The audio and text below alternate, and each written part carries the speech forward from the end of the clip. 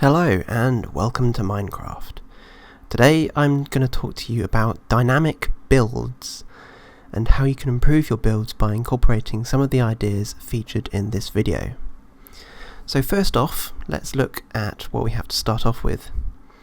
As a member of the VoxelBox, I regularly explore the server in search of new things and come across many towns and cities dotted along the way. I also look around Quercus, the guest building area, to see what new talent we have arriving on Pangaea, and I find that a lot of towns look very similar.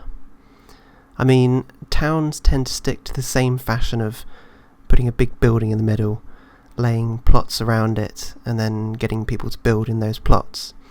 You know, with a mixture of residential and commercial buildings or districts, maybe a port on the side, perhaps a lock or a dam. That's basically the structure most Minecraft towns take these days, which is perfectly fine, by the way. Why would you not automatically think that way? I'm not hating on these towns at all, I'm just pointing out the fact that many towns are built on the same grid or layout pattern, structural design or colour scheme.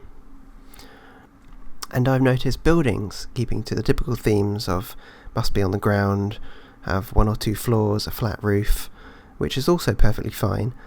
And I know this is going against the first episode, but they're just becoming a bit monotonous.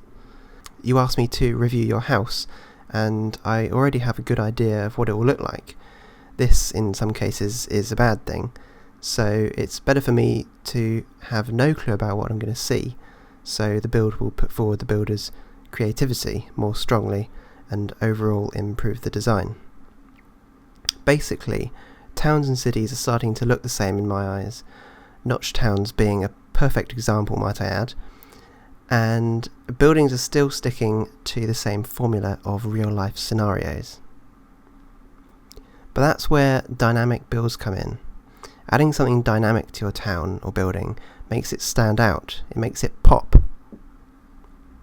Such examples of dynamic things you can include in your builds are trees, which are always a great way to add non-symmetry and provide variety, movement and life to a static building or town.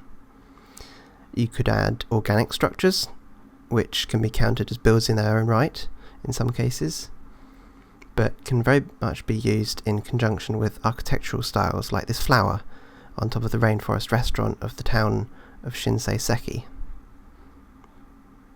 Varying the skyline, adding buildings of different heights, perhaps a mast or a mill, a tower, a dam from sea level to bedrock, something that changes the horizon line above or below your city.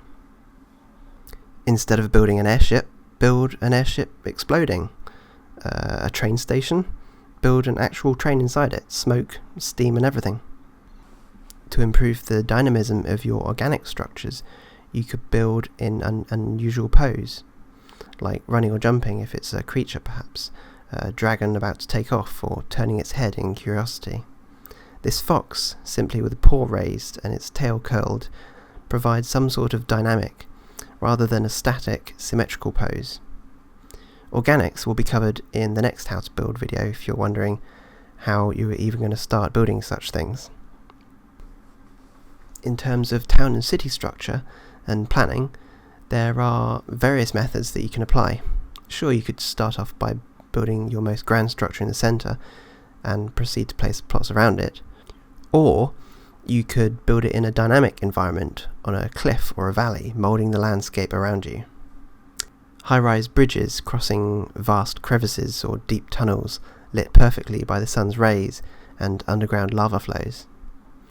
There are many dynamic towns and cities already on the VoxelBox, if you ever get the opportunity to tour it, perhaps taking the advantage of one of our open days, and they provide great inspiration for you to take from them. Take Clifton, for example.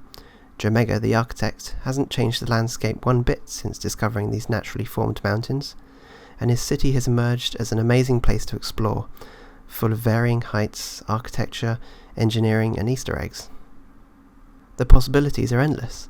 You just have to think of them before you set off, because you'll get carried away with the flatland and plots if you don't. So there are a few thoughts and tips about how to improve your build dynamics. Stay tuned for the next episode, in which I'll be talking about organic builds, and then after that we'll have one possibly about colour palettes, so there's lots to look forward to. And it's good if I actually say what's coming up in the future, because it will coerce me to make them. Bit of self-motivation right there. Anyway, I hope you enjoyed this video, and I will see you next time.